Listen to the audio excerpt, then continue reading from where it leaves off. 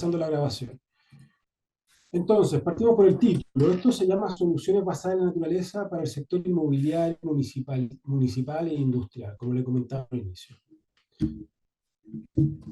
Nos vamos de lleno, porque nosotros queremos que sean webinars tipo cápsulas, ¿no? Que sean bien dinámicos, que sean cortos. Sabemos que es un horario laboral, está también pensado en eso también, cosa que sea un permiso laboral, porque esto tiene que ver mucho con el trabajo de varios de ustedes.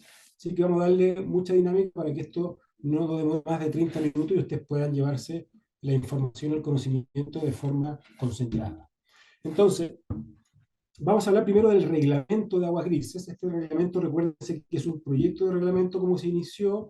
El reglamento ya pasó por la firma del presidente de la República. Recuerden que este reglamento nace de la ley 21075, que ya más adelante voy a hablar de ella, que tuvo nacimiento el 15 de febrero del 2018. Estamos ahora en 2023, todavía no tenemos un reglamento oficializado, digamos, no apareció en el diario oficial, pero ya ha pasado por la mayoría de los estatutos legislativos para poder ya, esperemos a fin de año, tenerlo oficializado. Entonces, ¿qué establece? Vamos a hacer muchas preguntas y respuestas. ¿Qué establece este reglamento? Primero, las condiciones sanitarias, recuerden, para el diseño y operación de los sistemas de reutilización de aguas grises dentro o fuera del territorio operacional. Recuerden, el territorio operacional es aquel territorio concesionado, es aquel territorio donde existe una empresa sanitaria con una concesión para hacer uso de las aguas servidas que recibe de todos los conjuntos habitacionales. Entonces, esta ley 21075 y este reglamento lo que posibilita, por primera vez en Chile, es que puedas hacer uso de tus aguas grises incluso estando dentro de un terreno operacional, es decir, un terreno concesionado, ¿no?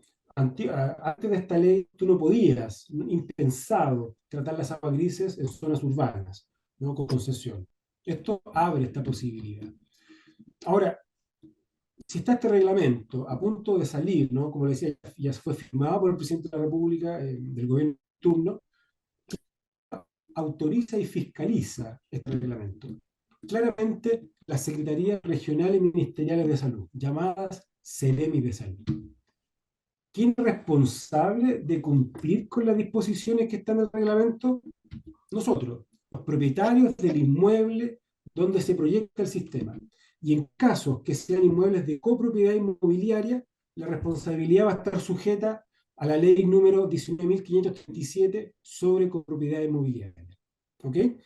Entonces, ojo con eso, nosotros hemos hecho proyectos en conjuntos habitacionales con copropiedad, donde tiene que haber una administración, la cual tiene que hacerse, obviamente, cargo del manejo de esta planta de tratamiento, la gestión, la mantención, los análisis de laboratorio, y vamos a ver más adelante que caen en requerimientos diferentes, si es vivienda unifamiliar o es ya un conjunto de propiedad o un sistema colectivo.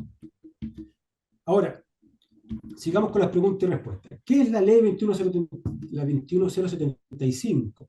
Que finalmente habilita que exista este reglamento.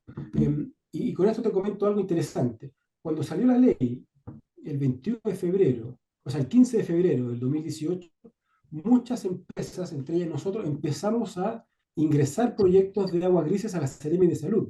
Muchos empezaron a ingresar proyectos, carpetas, y la Seremi de Salud, ante estos requerimientos, ¿no es cierto?, esta masividad de requerimientos, ocupaba la ley para aprobar proyectos.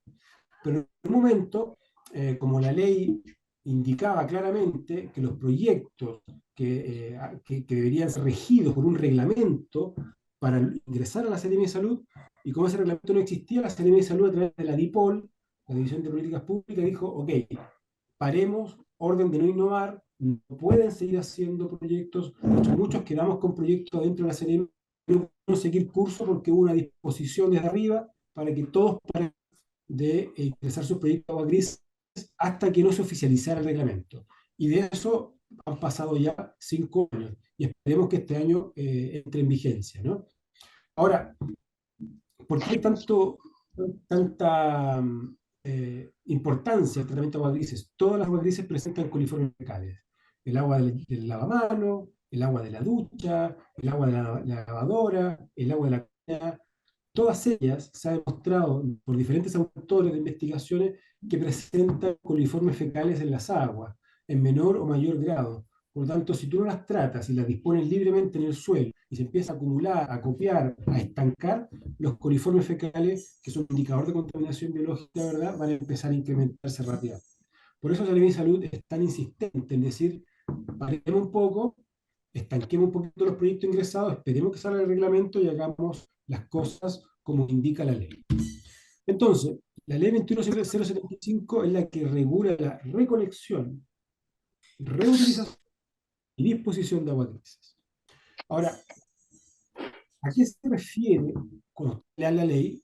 Hay un término que se denomina sistema de interés público. Bueno, entonces, como les decía, los sistemas de interés público son muy interesantes, muy, muy importantes, puesto que pueden servir para el riego de áreas verdes, parques que sean de propiedad de municipios, ahí debería decir servicio, ¿no? Servicio de vivienda y urbanismo, u órganos del Estado. Por lo tanto, por ejemplo, si yo tengo un edificio, ¿no?, un conjunto habitacional, viviendas sociales, y ellos no tienen la suficiente cantidad de áreas verdes, o les sobra agua gris, les sobra para las pocas áreas verdes que tienen, yo puedo como municipio hacer un convenio y decir, bueno, este es interés público, tomo el agua de ustedes, el excedente de agua grises, para poder regar estas áreas verdes o parques o campos deportivos, ¿no es cierto?, que puedan ser del municipio o del Servio o algún órgano del Estado. Ahora, ¿cuáles son las tipologías de sistema que admite de alguna manera este reglamento? Primero, domiciliario. ¿Qué hacemos a nivel domiciliario? Aprovechamiento al interior del inmueble. No puedes enviar agua fuera de tu inmueble, no puedes convidarle agua a tu vecino, al parque del frente. No, es domiciliario meramente dentro del inmueble. Incluso tú tienes que definir cuál va a ser el área a regar y tiene que circunscribirse dentro de esa área de riego. Por otro lado está el sistema colectivo, que vendría a ser la segunda tipología. Y el sistema colectivo es aprovechamientos en edificios o conjunto de edificaciones que pueden conformar un condominio y una comunidad. Por lo tanto, si tú estás en un condominio de 2 o 3 casas, ya tienes la tipología colectiva. Si estás en un edificio, tipología colectiva. Y así sucesivamente. Y ahí entras dentro de otros requerimientos, como vamos a ver más adelante. Te van a pedir otras cosas, análisis más periódicos, etc. Ahora, si yo quiero hacer un proyecto, ya sea domiciliario o colectivo, ¿qué se debe presentar al MinSal? Primero, todos los proyectos nuevos de aguas grises. Todos. Y además, modificaciones. Es decir, si tú tienes un alcantarillado ya existente en tu casa y dices, bueno, sabes que quiero ocupar el agua de la lavadora, quiero ocupar el agua de la ducha, pero ya tengo un alcantarillado, tengo una concesionaria, tengo factibilidad de alcantarillado, entonces voy a derivar mis aguas grises para el riego y no presento nada, tú podrías estar sujeto a multas. Esto puede ser fiscalizado, puesto que todas modificaciones a alcantarillados actuales o modificaciones a sistemas de tratamiento, incluso de aguas grises que tú ya tengas aprobado, pero a esa misma planta de tratamiento de aguas grises le haces una modificación que pudiese alterar el diseño de la planta, los volúmenes de agua recaudada, la calidad también, por ende, físico-bioquímica del agua, tienen que ser presentados ante la autoridad sanitaria, que sería la Seremi territorial, ¿no es cierto?, que corresponda a la ubicación de tu inmueble. Lo otro, ¿quién puede presentar estos proyectos? Esto es interesante. Los proyectos que consideren el diseño de la planta de tratamiento de aguas grises, que se abrevia como PTAG, deben ser presentados por los ingenieros civiles. Ojo, que consideren el diseño de la planta de tratamiento. ¿No? No es que tú vas y compras una planta de tratamiento importada de Europa o alguna acá de Chile u otra parte del mundo y la instalas. Eso no es diseño de planta de tratamiento, ¿no? Eso es una implementación de un producto tecnológico. Ahora, por eso se piden ingenieros civiles que hagan los cálculos de la planta de tratamiento. Ahora, en caso que se requieren otros permisos sectoriales, por ejemplo, que tú estás descargando agua en una quebrada y esa quebrada va a alimentar, por ejemplo, un río o un estero o el agua va a caer dentro de un humedal declarado como humedal urbano. Entonces ahí tú necesitas permisos sectoriales.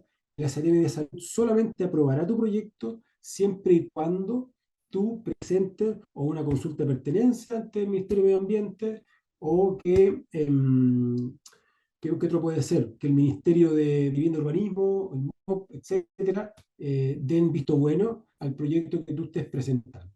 ¿Vale? Entonces, siempre que que la Seremi de Salud identifique que tu agua, que tu plan de tratamiento o que tu efluente tenga algún grado de implicancia con otros ministerios, te van a pedir permiso sectorial antes de aprobar.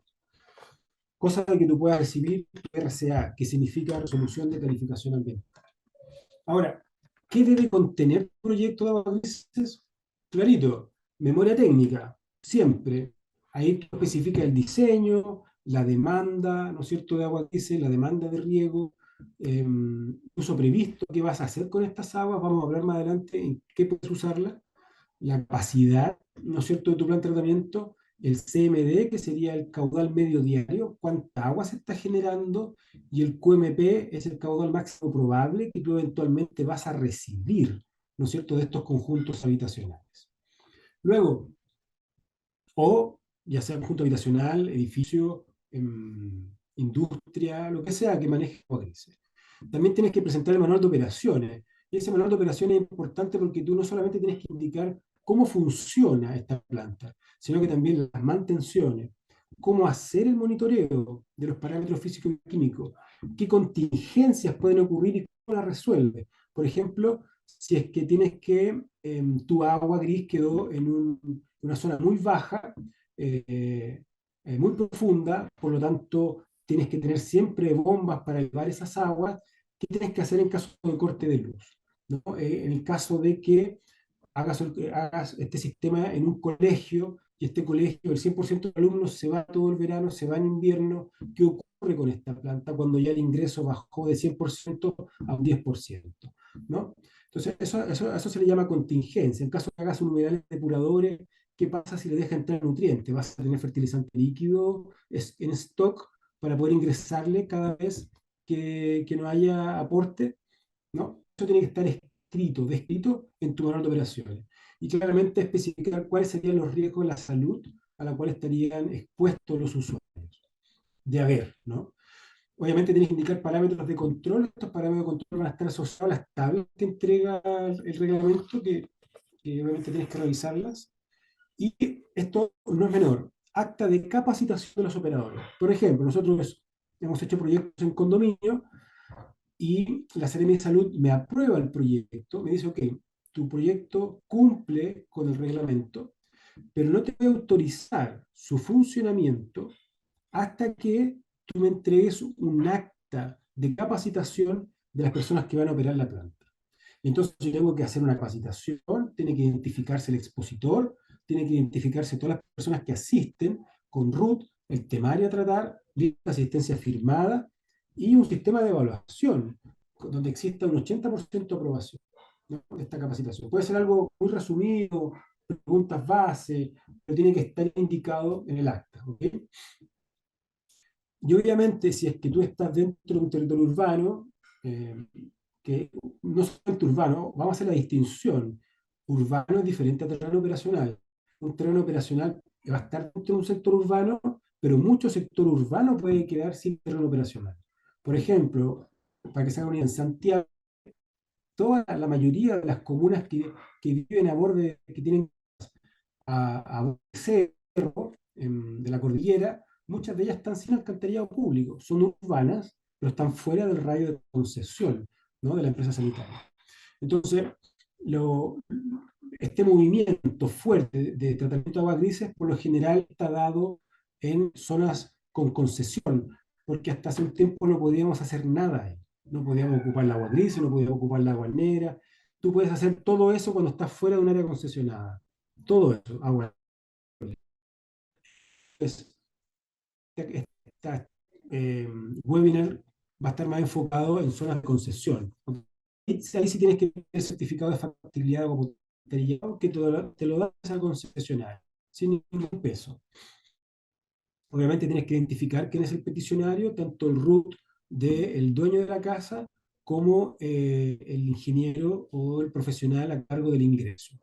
Y obviamente la localización, y en esa localización tienes que indicar si es que tu riego puede afectar alguna napa subterránea, puede afectar algún curso de agua, puede afectar algún pozo, tienes que tener radio, tu planta no puede estar más cerca de 20 metros de distanciamiento de un pozo, por ejemplo, y así sucesivamente.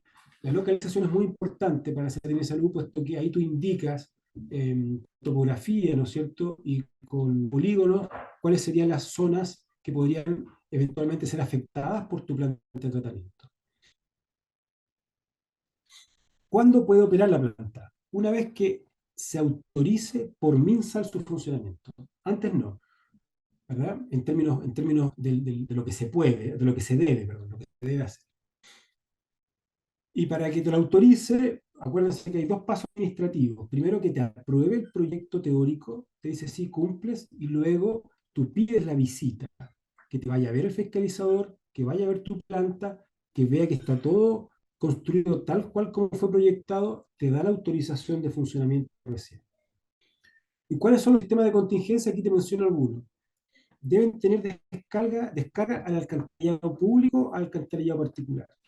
Todos los proyectos de aguas grises que tú hagas hoy en zonas de concesión, donde haya un territorio operacional, todas las plantas de tratamiento de aguas grises tienen que tener como última conexión el alcantarillado, ¿no? Cosa de que si tu sistema de riego, por ejemplo, falla y se empieza a rebalsar tu estanque, esta agua puede ir a parar al alcantarillado sin problemas y sin comprometer infraestructura existente. ¿Ok? Y obviamente las contingencias tienen que estar pensadas para que sirvan en caso de qué voy a hacer para la limpieza, cómo voy a limpiar, si es que hay sobregeneración de aguas grises, por ejemplo, se lo hice a un conjunto habitacional de 10 casas, llegó el 18 de septiembre, toda la familia, pum, empezaron, se multiplicó en creces el consumo. ¿Qué pasa con esa sobregeneración? ¿Dónde llega? Eh, ¿Qué pasa si disminuye la calidad de agua? ¿Qué pasa si supera el tiempo máximo de acumulación? El reglamento se indica que el estanque de acumulación de aguas grises no puede ser superior a 48 horas su acumulación en tiempo. Entonces, ¿qué pasa si te fuiste y pasaron más de 2 días, que es el equivalente a 48 horas? ¿Qué tienes que hacer? ¿Cómo vacías ese estanque? ¿Ya? ¿Qué pasa si hay un blackout? ¿Qué pasa si hay una pérdida de energía, falla la planta finalmente, la planta de tratamiento de agua grises, PTAG? ¿Qué haces? ¿Qué ocurre? ¿No? Entonces, todo eso tiene que estar indicado. Obviamente, si es que hay un exceso de lluvia y no hay demanda de riego, también, ¿cuál es tu sistema de contingencia? Entonces, de esta manera, yo lo que te estoy mostrando es cómo poder presentar un proyecto redondito, ¿no? Cómo presentar un proyecto que no tenga observaciones, que tú puedas contemplar cada uno de los puntos que va a exigir el revisor. Ahora, ¿cómo evacúas una planta elevadora de aguas grises? Recuerden que tú puedes tener todo un sistema gravitatorio, ¿no? Pero puede que llegue algún momento en que tienes el agua acumulada en un estanque eh, y que no puede llegar al alcantarillado simplemente por rebalse, ¿no? Que tengas que ocupar una planta elevadora de aguas grises, unas pequeñas bombitas que puedan subir nuevamente el agua gris para poder inyectarla al alcantarillado cuando haya un problema de alguna contingencia, por ejemplo, de todas las que ya les mencioné. Entonces, claramente el reglamento te dice prioriza gravitacionalmente la descarga al alcantarillado, para que no tengas que ocupar planta elevadora. Pero en caso de no ser posible, se obliga, ¿no? Si tú no puedes enviarla gravitacionalmente al alcantarillado, te van a obligar a colocar un generador auxiliar, es decir, un grupo de electrógeno eh, con la potencia necesaria para cubrir las demandas de la bomba, ¿no? Y que esté disponible por lo menos para un funcionamiento de 8 horas continuas. Ahora, ¿qué es esta conexión al alcantarillado? ¿Cómo puedo yo conectarme al alcantarillado haciendo, obviamente, primero una divergencia de las aguas grises en mi casa para luego generar una convergencia de las aguas grises no utilizadas nuevamente al alcantarillado. Y ahí esto es un punto crítico. ¿Por qué? Pues en el reglamento se indica el uso de dispositivos que eviten la entrada de aguas negras a la red de aguas grises. Pero no hay mención a esta solución. Es decir, lo único que especifica el reglamento conecta la salida de aguas grises al alcantarillado, evitando que de todas maneras haya algún grado de conexión entre ellas. Tienen que ser completamente independientes los flujos de agua, cosa que no haya una contaminación o lo que se llama un cortecircuito, ¿verdad? Porque recuerda que tú esta agua la puedes estar ocupando para los inodoros y un montón de otras cosas que te voy a mencionar. Por ende, no puede ingresar aguas negras. Imagínate que se empezó a inundar el alcantarillado público, empezó a inundarse por ende también tu red de alcantarillado de la casa, y puede ingresar esa agua negra hacia tu sistema de aguas grises si es que contempla los dispositivos necesarios para que eso no ocurra. Ahora, lo mismo pasa con la conexión con agua potable. Se dice en el reglamento que el sistema de agua gris y el de agua potable deben estar completamente independientes, al igual que de agua lluvia. Esto puede parecer súper obvio, pero no es tan obvio cuando tú quieres ingresar aguas grises a los inodoros, que es lo que está hoy en día permitido, ¿no? Como un uso doméstico. ¿Por qué? ¿Qué pasa si empieza a haber menos utilización de aguas grises? O hubo un problema en la planta de aguas grises. No puede aquello impedir que tú utilices los inodoros. Por lo tanto, tiene que haber igualmente una conexión de agua potable a un sistema centralizado, que es donde se esté bombeando el agua hacia los inodoros. Por lo general, lo que se infiere de esto, y un poco también lo que hablamos con los colegas del Ministerio de Salud, es tener un estanque donde lleguen todas las aguas grises y tener un flotador. Cuando ese flotador llegó a un mínimo, y ya no hay aguas grises ahí, que se active un ingreso por una electroválvula, por ejemplo, para el ingreso de agua potable. Ahora, eso de agua potable, esa cañería de agua potable, que ingresa a tu estanque, estar por lo menos unos 15 a 20 centímetros sobre el nivel máximo de rebalse de ese estanque, cosa que, aunque se inunde de agua gris el tanque, nunca pueda tocar la cañería de agua potable, ¿vale? Para evitar cualquier cruce, interferencia o cortocircuito. Me refiero a cortocircuito sanitario. ¿Ok? Y lo mismo con las aguas lluvias, y acá hay otro tema no menor, ¿no? Que fue una de las observaciones que nosotros hicimos en la serie también. A nosotros nos gusta mucho enviar si vamos a centralizar un sistema de riego con aguas grises, nos gusta poder enviar también ahí las aguas lluvias para poder centralizar en un puro estanque, ¿no? El bombeo de agua para riego, ya sea gris o agua lluvia. El tema es que no se puede, o no, el reglamento lo señala como no deseado que mezcles el agua lluvia con el agua gris. ¿Mm? ¿Y por qué? Porque claramente, de alguna u otra manera, como es agua, tiene una razón de ser, ¿no? No es azaroso, no es un antojo. El tema es que si tú le metes toda el agua gris a tu sistema de tratamiento, perdón, toda el agua lluvia a tu tratamiento de aguas grises, y empieza a haber un sistema de contingencia, hacia el alcantarillado tú puedes estar enviando litros y litros y litros de agua lluvia al alcantarillado. Y se supone que cada inmueble tiene que hacerse cargo de sus aguas lluvias dentro del inmueble sin enviar las aguas al alcantarillado, ¿no? Entonces, esa es la mención. Por eso es esta petición. Espero que se entienda.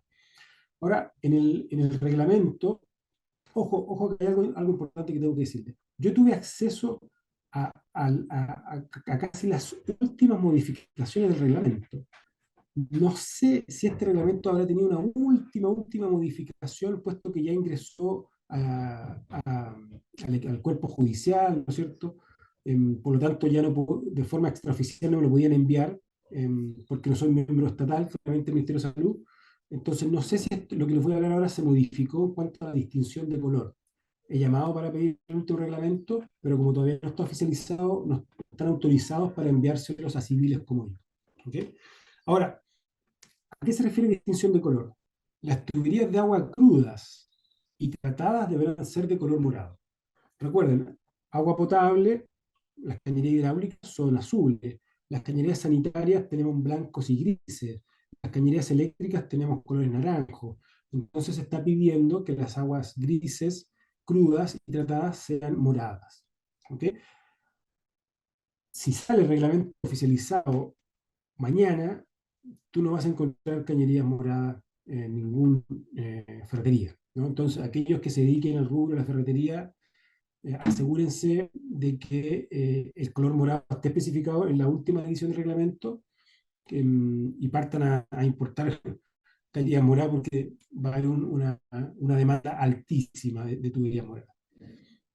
Bueno, a menos que, como les digo, en el último reglamento se especifique simplemente buena señalización, que también es una de las cosas que hablamos junto con la DIPOL, el Ministerio de Salud, ¿no? En una de las reuniones que tuvimos para la observación al reglamento. ¿Qué ocurre con los paralelismos cuando se nos cruzan tuberías? Lo que indica el reglamento es que el agua potable siempre tiene que estar sobre las aguas grises y las aguas grises siempre tienen que estar sobre las aguas negras. Ese va a ser el orden de instalación de tuberías en zanjas, en tierra, ¿no? Cuando se produzcan estos paralelismos. Agua potable arriba, gris en el medio, agua negra abajo. Ahora, ¿pueden almacenarse aguas grises crudas? La respuesta definitiva es no está permitido, y ahí te señala el artículo 15 del reglamento. No está permitido. Mucha gente nos dice, no, hemos visto, no es que no haya dicho, hemos visto un montón de proyectos de aguas grises en diferentes zonas del país en donde no hay tratamiento, simplemente acumulación para después derivación a riesgo. Y la verdad que eso no va a estar más permitido eh, porque se sabe cuáles son las consecuencias. ¿Se debe acercar esto? Se señala que debe ser provisto con dispositivos de protección y letreros en caso de sistema colectivo. Aquí empieza la distinción. Si tu tipología es simplemente un tratamiento de aguas grises, individual, unifamiliar, no tienes que cercar. Cuando es colectivo, vas a tener que cercar, según indica el artículo 16 del reglamento. ¿Qué pasa con la señalización? Tanto las plantas de tratamiento de aguas grises como el sistema de riego y como los inodoros que utilizan agua grises tienen que estar señalizados con un letrero que diga claramente agua grises, agua no potable. ¿Ok? Esa señalización va a ser obligatoria. Y cuando tú pidas la autorización de obra y vaya un fiscalizador a verte, eso tiene que estar ahí. Ahora, ¿se puede hacer recarga de inodoros? Sí, obviamente, se puede hacer hoy en día recarga de inodoros, o me refiero, lo establece ese reglamento, y en caso que disminuya la generación de aguas grises, el estanque de almacenamiento de aguas grises debe tener un sistema de llenado con agua potable. ¿Okay? Eso es lo que te hablaba unos pocos minutos atrás. Pero esta llenada de agua potable tiene que estar por sobre el nivel de rebalse, y siempre de forma independiente. Entonces, fue una de las consultas que nosotros le hicimos a Seremi de Salud. Dijimos, bueno, existen hoy en día en el mercado, se utilizan en Europa válvulas de compensación donde tú conectas ambas cañerías a una válvula, y en caso que haya presencia de agua gris, va a permitir la salida de agua gris. Cuando no haya agua gris, esta válvula se autocompensa y deja pasar agua potable a una tercera cañería, no permite que se unifique. Lo mismo puede ser con la válvula de 3 vías, más incorporación de válvulas de retorno. Tú podrías eventualmente hacer un sistema con diferentes fitting, piezas, para que funcionen con válvula de 3 vías y eviten una con otra. Pero hasta el momento, en la última revisión del reglamento al cual tuvimos acceso y el cual observamos, estaba que estuvieran de forma independiente. ¿Cuánto tiempo se acumular agua grises? Otra pregunta clara: 48 horas máximo. Artículo 21. ¿Por qué? Porque hay mucha posibilidad de que entren nuevamente en condiciones, ¿no? Porque no hay una remoción del 100% de la materia orgánica presente en el agua. Limpieza general se referencia a limpieza de los estanques TK, de los estanques de almacenamiento una vez al año. Entonces, todos los tanques que tú tengas, el clorador, el acumulador, quizá algún sedimentador, todos deberían limpiarse una vez al año, evacuar el agua, para poder, ¿no es cierto?, resetear de alguna manera si es que hay presencia de sólidos en ellos. Uso de sustancias en artefactos sanitarios. Seremi de Salud lo que indica, más como no lo indica tajantemente, sino que es una recomendación donde especifica que no de forma general verterse sustancias que pueden afectar la calidad del agua.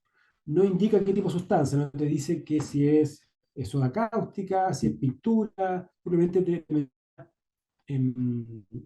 sustancias químicas que pueden afectar.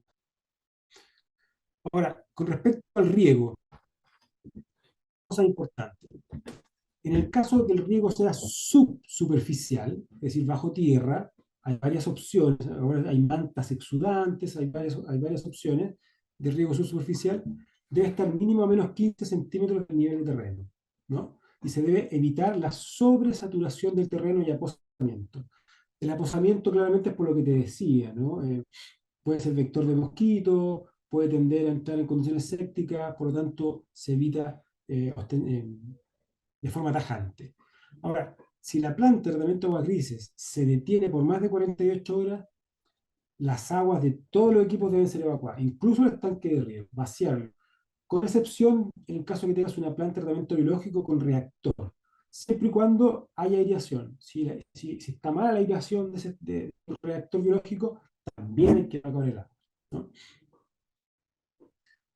¿Qué ocurre si yo quiero hacer riego domiciliario? Y acá esto es interesante.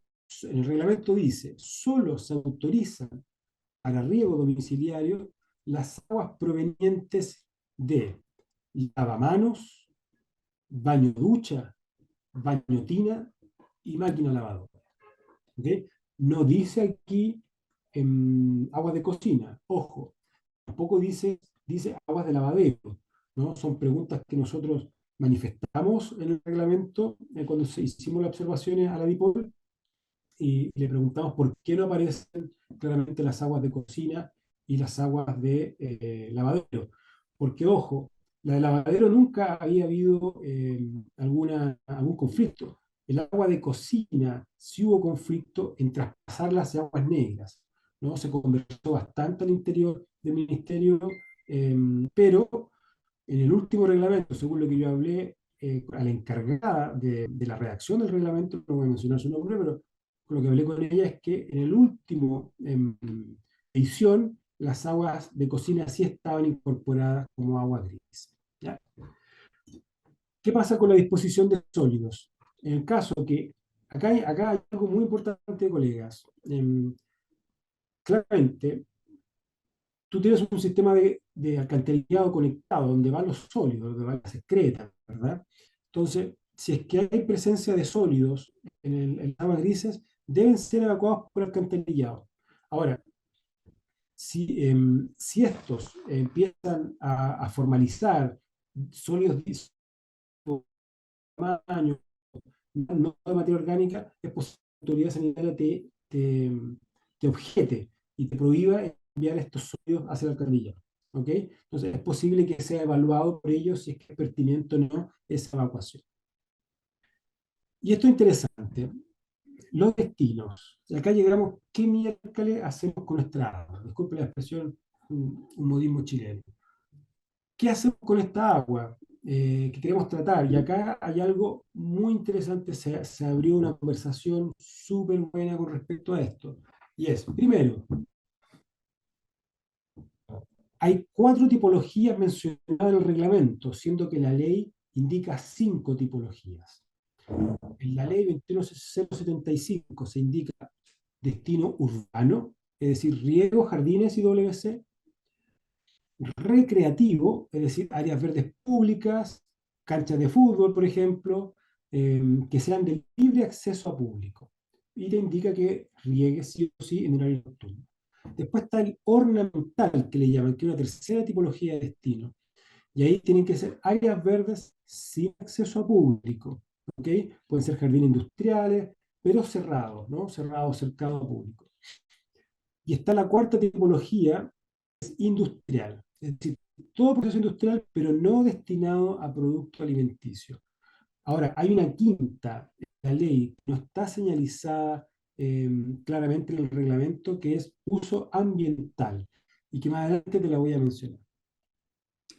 Con respecto al monitoreo, ¿qué hacemos? Todos los sistemas domiciliarios deben llevar registro de los análisis. Todo. Es decir, su cuadernito, su carpeta, ordenadito. Y ahora, ¿cuál es la periodicidad? La periodicidad de muestreo es un caudal medio diario. Si tú superas los 14 metros cúbicos diarios, tienes cierta frecuencia semestral. Si es sobre 14 metros cúbicos diarios, es trimestral. ¿Ok? Y esa tabla aparece en el artículo 39, tabla 4.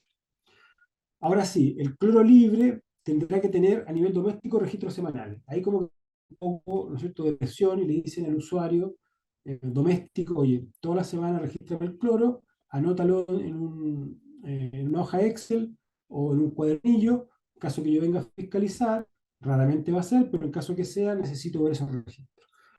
Pero en el caso de sistemas colectivos o de interés público, tienen que ser diarios. Todos los días hay que mandar al hijo menor a que tome el registro. eh, Ahora, todos lo que sea análisis de laboratorio tienen que ser con laboratorio certificado. No va a estar probado si es que tengo un colega o un amigo que trabaja en el laboratorio de una empresa y que el análisis no. Tienen que ser laboratorios certificados, ¿no es cierto? Estén inscritos, ¿no es cierto? Estén dentro del Instituto de Normalización Nacional, para que sean aprobados como y considerados como análisis. Ok, eso en cuanto al reglamento, colegas. Ahora, te voy a mencionar un par de cosas más, antes de pasar a este decreto número 10. En el caso de ser el destino urbano, recreativo, ornamental, industrial, hay tablas donde te dicen los parámetros, te dicen el DBO5, por ejemplo, para uso WC tiene que ser menor a 10, ¿no? En el caso que sea área verde ornamental, sin acceso público, 270 de DBO5. Y así, tú tienes que revisar el reglamento, primero decidir cuál va a ser tu destino y agarrar la tabla, ¿no es cierto?, que es pertinente al uso que le vas a dar para saber cuáles van a ser los parámetros que tienes que cumplir, no solamente parámetros, sino que cuáles son las concentraciones de estos parámetros para los destinos que has declarado. ¿Ya? Ahora, qué es lo más relevante de este reglamento, para mí al menos, es que este reglamento viene de la mano con un cambio en la Ordenanza General de Urbanismo y Construcción. Y aquí están la mayoría de las empresas constructoras, inmobiliarias, que construyen los colegios, eh, estructura ferroviaria, portuaria, todos aquellos se van a ver influenciados y con obligación de tratar sus aguas grises una vez que entre en vigencia el reglamento. Entonces, ¿qué es este decreto 10 que modifica, ¿no es cierto?, el decreto 46? Este decreto número 10, ¿qué establece? Los trámites y requisitos de los permisos de loteo y edificación que incorporen sistemas de reutilización de aguas grises. ¿Okay? Por lo tanto, aquí yo ya pongo una patita más en el, en el área, ¿no es cierto?, de los desarrolladores de infraestructura, ¿no? Ya nos salimos un poquito del domiciliario, ahora estamos poniéndole un poco de presión a los que construyen, a los que son dueños de grandes infraestructuras, sobre 5 metros cuadrados, colegios sobre 500 alumnos, etcétera. Le vamos a decir, le vamos a ordenar y lo vamos a encuadrar en que hay obligatoriedad en el tratamiento de aguas grises en estas nuevas edificaciones, siempre y cuando entre en vigencia 180 días después que entre en vigencia el reglamento. Entonces, ¿hay restricción para el tamaño de las plantas de aguas grises dentro de la Ordenanza General de Urbanismo y Construcción? Claro, el área destinada a las plantas de tratamiento de aguas grises no debe ser superior al 5% total del área verde o parque. Un edificio que tenga 100 metros cuadrados de parque, de áreas verdes, máximo 5 metros cuadrados tiene que ser su plan de tratamiento, por ejemplo, ¿no? Ahora, ¿qué pasa si existe concesión dentro del área en la cual me encuentro? Si yo quiero pedir mi permiso de obra, ¿no? Yo tengo un edificio y quiero pedir mi permiso de obra, se debe presentar el certificado de factibilidad de agua potable y alcantarillado que me entrega la concesionaria y además el comprobante de ingreso a Ceremi del proyecto de agua gris. Ya no solo va a bastar con que presentes el certificado de agua potable y alcantarillado que te lo entrega la concesionaria de forma gratuita, sino que además tienes que hacer toda la carpeta de ingreso, ingresar a la Seremi Salud, tener el comprobante de ese ingreso con el número de trámite para poder pedir tu permiso de obra, ¿no? Ahora, ¿qué pasa si no existe concesión? Para permiso de obras, presentar solamente la resolución de aprobación de servicio, ¿no? Entonces, si yo estoy, por ejemplo, en Peñalolén, en Peñalolén Alto, por ejemplo, donde no hay alcantarillado público, yo solamente voy para el permiso de obra ante el municipio, le presento el comprobante, ¿no? No el comprobante, la resolución de aprobación, que es diferente. Yo aquí ya tengo que tener el proyecto aprobado por la Secretaría de Salud. Si tengo concesión, yo presento el comprobante de que ingresé el proyecto. Si no hay concesión, yo tengo para el permiso de obra presentar el proyecto aprobado. Y ahí hay algo muy relevante, colegas, porque los permisos de aprobación, los permisos de aprobación al interior de ese salud están demorando bastante. Hay mucha demanda, el personal que quizás no es tanta el personal que tiene al interior de las oficinas de los servicios de salud, por lo tanto, sumado a esta gran carga laboral, pueden demorar 3 meses, 4 meses en que se aprueben los proyectos, e incluso más. Ahora, esto es para el permiso de obra. ¿Qué pasa si yo quiero pedir la recepción definitiva? Ahí se debe juntar la resolución de aprobación de proyecto y comprobante de ingreso de la autorización de funcionamiento de la planta de tratamiento de agua gris. Entonces, tengo que, además, haber pedido, ¿no? La autorización de funcionamiento, tengo que haber pedido la visita del fiscalizador a la obra, y con eso es suficiente, con ese comprobante de ingreso de la autorización de funcionamiento. Ahora, ¿qué me define la BUC en términos de tipologías? Me dice, los sistemas de reutilización se deben presentar como domiciliario, colectivo o interés público. En esto tiene también claramente analogía con lo que dice el reglamento. ¿Y quiénes están obligados? Acá es importante, pongan atención. ¿Quiénes estarían obligados una vez que el reglamento se oficializa? 180 días después entra en vigencia este decreto de obligación a la UC. Primero, edificaciones mayor a 5.000 metros cuadrados, sin importar su destino o emplazamiento, excepto los destinados a vivienda y salud. Algunos no hemos recibido mucha demanda de hospitales, centros clínicos para recuperar sus aguas grises y está prohibido, ¿eh? No se puede en centros de salud recuperar aguas grises. No es que no estén solo obligados, sino que no se puede, no se debe reciclar agua grises de centros de salud, ¿ya? Ahora, ¿qué más? Edificios de hospedaje, eh, edificios turísticos, si tienen carga ocupacional mayor a 100 personas, ¡pum!, obligado a tratar su agua gris. Si tienes edificaciones de educación superior a 500 personas, ¡pum!, obligado a tratar tus aguas grises. Si tienes edificios de comercio superior a una carga de 250 personas, ¡pum!, obligado a tratar aguas grises. Todo esto que les dije está sectorizado entre Arica y Valparaíso. Para la zona central es otra el requerimiento que les voy a mostrar. Para edificios de hospedaje superior a 250 personas es más laxa, ¿no? Para sectores donde hay menos crisis hídrica. Eso fue un poco el criterio que ocupó el Ministerio de Salud. Bueno, para el norte vamos a poner exigencias más estrictas. Menos personas, vamos a generar obligatoriedad. Desde el centro hacia el sur del país, RM, región metropolitana, a Magallanes y Antártida, vamos a aumentar un poquito la cantidad de personas para la obligatoriedad. Sabemos que eso va a tener que cambiar rápidamente porque el desierto avanza a 1.000 metros por año. Entonces, centros de educación, sobre 1.000 personas como capacidad de carga, tienes que tratar tus aguas grises de forma obligatoria.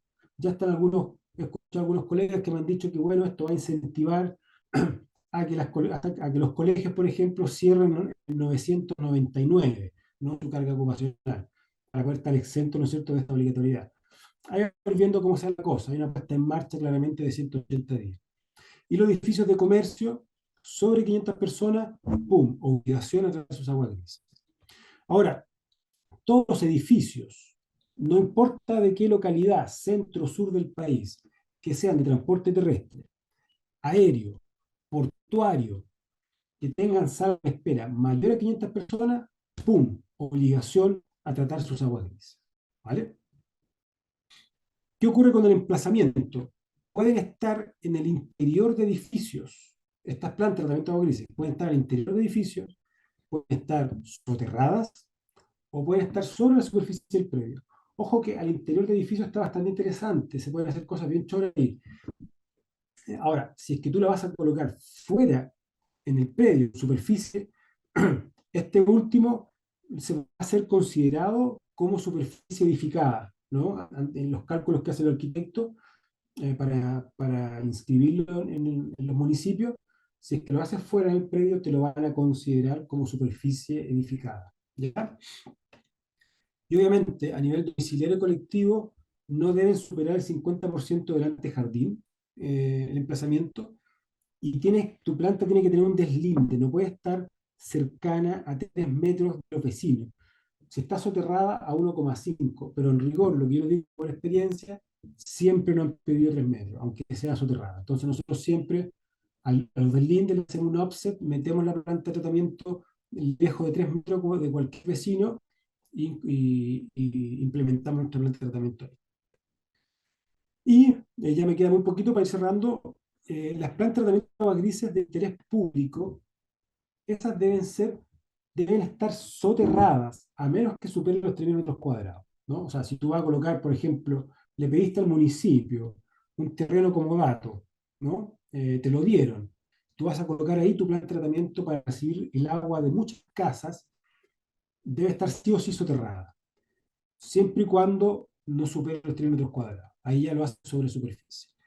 Y para sistemas colectivos o de interés público deben tener cercos, ¿no? Sí o sí, máximo 2 metros de altura y una transparencia mínima del 50%. O sea, no puede ser de vidrio, ¿no? Tiene que haber una transparencia mínima del 50%. ¿Y cuáles son los requisitos que nos pide la UBUC con esta modificación al decreto? Debe estar conectado a grupo electrógeno, claramente eso también te lo pide el reglamento, así que no es una novedad.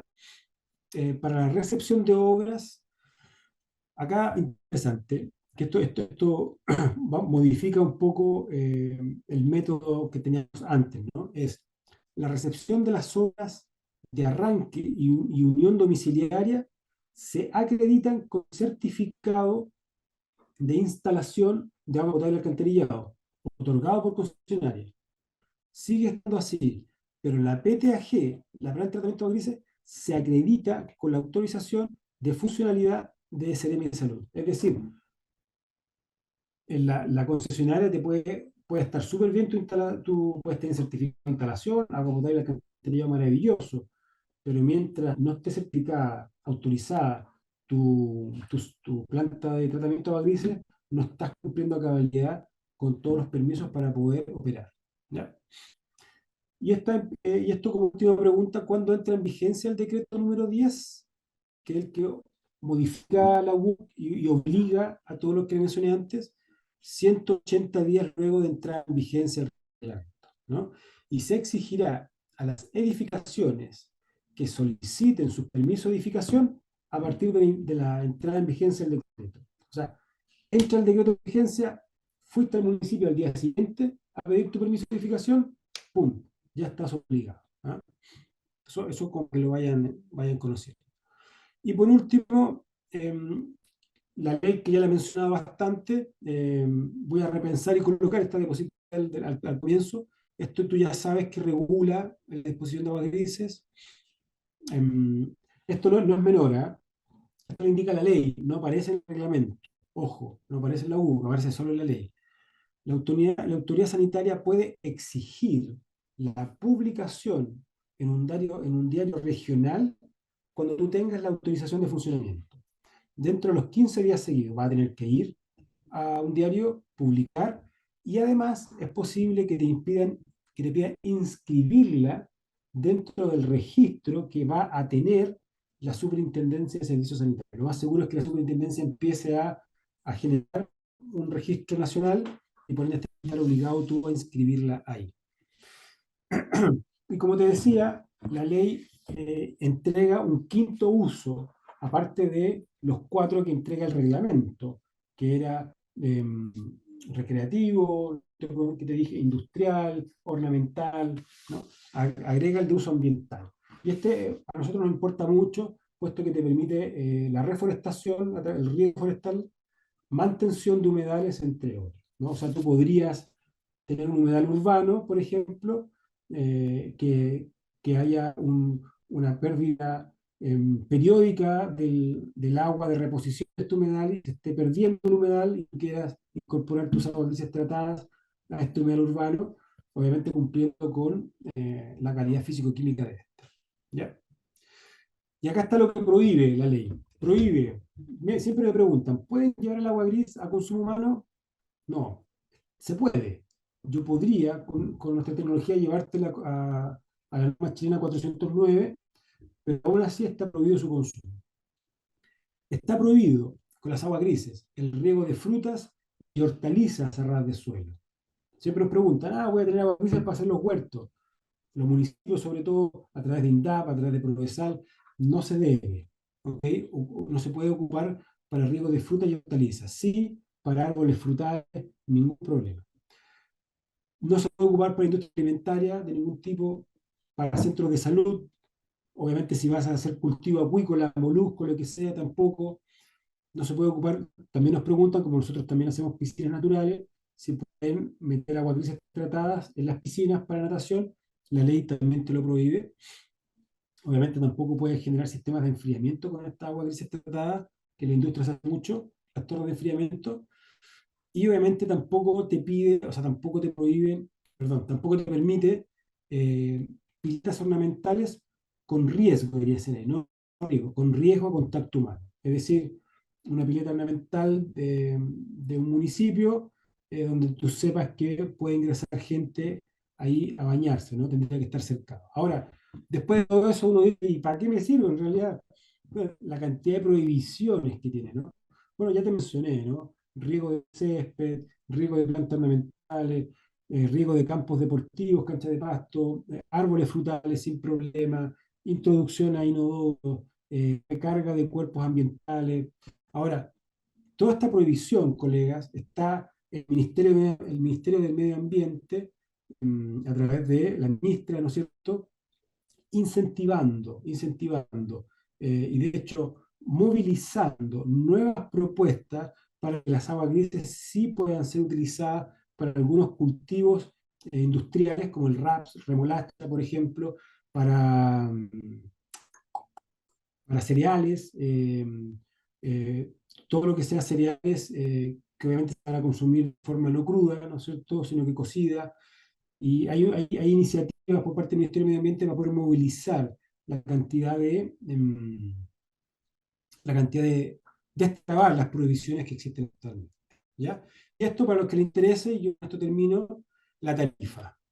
Ok, vamos a estar tratando nuestra agua grises, por ende no va a ir ya toda esa agua al alcantarillado. Recuerda que a ti te cobran por agua potable, por alcantarillado y por tratamiento. Esas tres cosas van en tu cuenta, ¿no?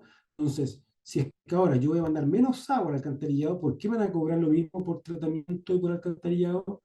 Por ende, en la ley se indica claramente que se modifica el decreto número 70 del MOP de 1988, que contiene la ley de tarifa de los servicios sanitarios, artículo 6, y se indica considerar un menor costo producto de la recolección, tratamiento y disposición de aguas grises. Por ende, deberá fijarse un factor de descuento, ¿no? Con eso, un poco para incentivar realmente, ¿no es cierto?, que estas inversiones ocurran, puesto que vas a tener un ahorro sustancial, esperemos que sea sustancial en cuenta, ¿no es cierto?, de agua final, y obviamente con todos los beneficios de poder reutilizar estas aguas. Bueno, con esto finalizo la presentación de novedades sobre el reglamento y condiciones mínimas de su reutilización. Voy a abrir camarita y ver si es que hay algunas preguntitas por ahí.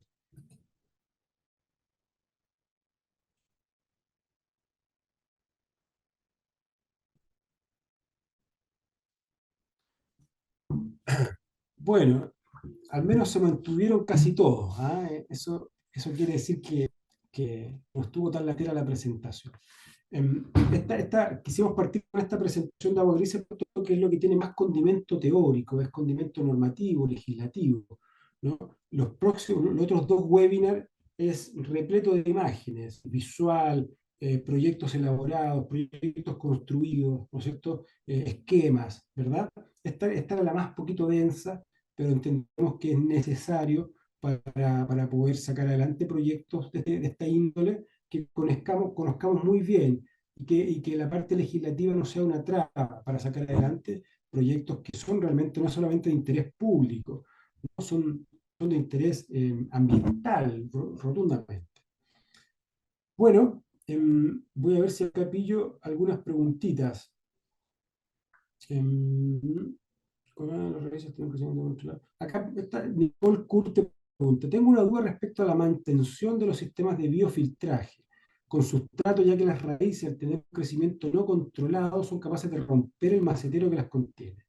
Me pasó con un sistema doméstico que la tifa es, los que no saben, es la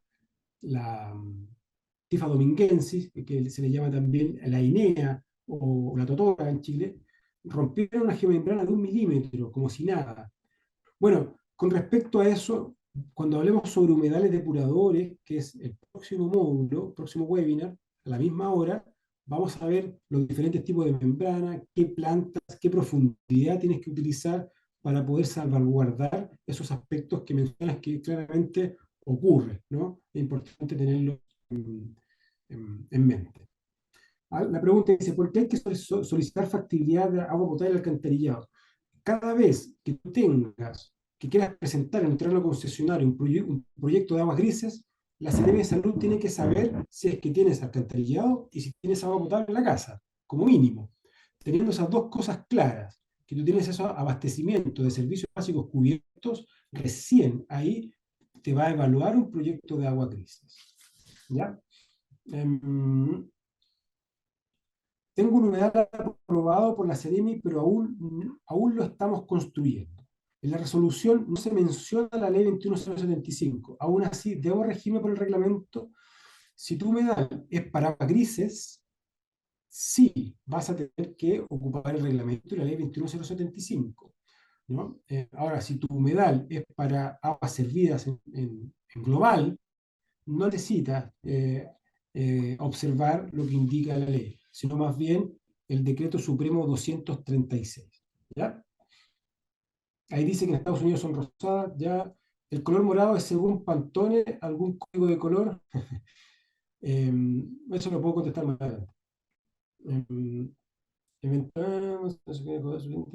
Ya, esta pregunta, mi pregunta, de las eventualidades donde no se genere suficiente caudal de aguas grises y se apoye con AP, con agua potable, ¿existirá de alguna manera una disminución de costos en los cobros sanitarios por el agua servida? Ahí un poco lo mencioné, ¿no? La estructura de cómo va a bajar la tarifa todavía está evaluándose.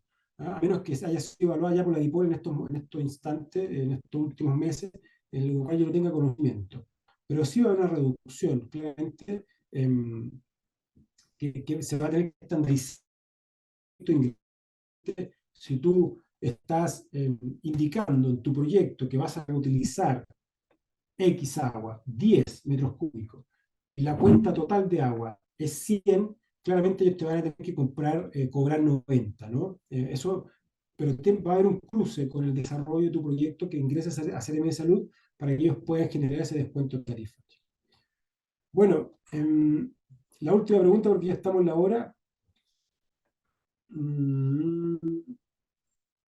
¿Por qué medios se empiezan a gestionar estos cambios en los sistemas de agua de estas edificaciones que mencionas que están obligadas? Por ejemplo, los colegios.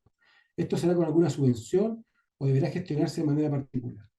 Bueno, obviamente esta obligatoriedad será una vez que entre en vigencia el reglamento, eso lo sabemos, y el decreto, ¿no es cierto?, número 10 obligue, ¿no es cierto?, a estas edificaciones.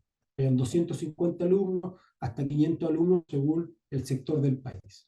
Hasta el momento no está indicado subvención, no está indicado ningún tipo de fondo concursable, está indicada obligatoriedad, ¿no? Por lo tanto, eso es algo, Diego, yo siento que ha generado el retraso de la salida del reglamento, ¿no? Este reglamento se está escribiendo hace muchos años, ¿no? Nosotros hemos tenido versiones y versiones de reglamento. No solamente porque no está lista el mercado para cañerías moradas, sino porque toda esta obligatoriedad en un mercado deprimido, donde las constructoras están quebrando por doquier acá en Chile, donde a las constructoras ya no se les da crédito, ¿no? Los bancos no están dando ni siquiera boleta de garantía a las constructoras. ¿Cómo le vamos a pedir obligación, ¿verdad?, de construir sistemas de tratamiento ese si con suerte tienen para poder construir el edificio, ¿no? Entonces, siento que todo eso ha generado una cantidad de variables que han hecho que esto se esté retrasando poquito a poquito para tener el campo habilitado, ¿no? Para que este reglamento en su puesta en marcha dé, ¿no es cierto?, lo virtuoso, ¿no?, que se espera. Ahora, y con esto ya termino, colegas, para no dilatarlo más, nosotros celebramos mucho este reglamento y la ley. ¿Se puede mejorar? Claro que se puede mejorar. ¿Qué cosa no se puede mejorar? ¿No? Entonces, sentimos que es un buen inicio, y ahora viene la puesta en marcha donde todos tenemos que colaborar por nuestro granito de arena para ir viendo qué es mejorable, qué es adaptable, qué se debe flexibilizar, cosa de que esta horma, que son las leyes, se empiecen a flexibilizar un poco y den paso quizá a modificaciones, ¿no?, de la misma ley. Bueno, con esto, colegas, quiero terminar la presentación. Muchísimas gracias por estar aquí. Llegamos a un buen número. La idea es que esto se multiplique, como yo bien digo siempre, no es tan importante el contenido, sino que ustedes hagan con él, ¿no? Eso es lo que más nos interesa a nosotros. Por lo tanto, a seguir esparciendo esta semillita, ¿no es cierto?, de tratamiento de agua grises, porque lo necesitamos. Es urgente, ¿no?, que generemos reciclaje tanto a nivel urbano como rural. En Chile tenemos solo el 2% de las aguas residuales aprovechadas, ¿no? El 98% no se reutiliza. Entonces es momento de tener una posición clara sobre estas tecnologías.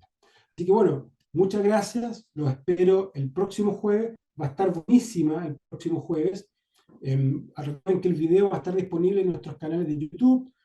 Ahí lo pueden ver nuevamente, va a estar la presentación. Es algo que queremos compartir y va a estar de libre acceso. Muchísimas gracias por su audiencia el día de hoy. Me voy muy tranquilo de lo que hicimos hoy día. Muchas gracias. El próximo jueves nos vemos, ¿eh? No se lo pierdan. Inviten a sus amigos y familiares. Chao, chao.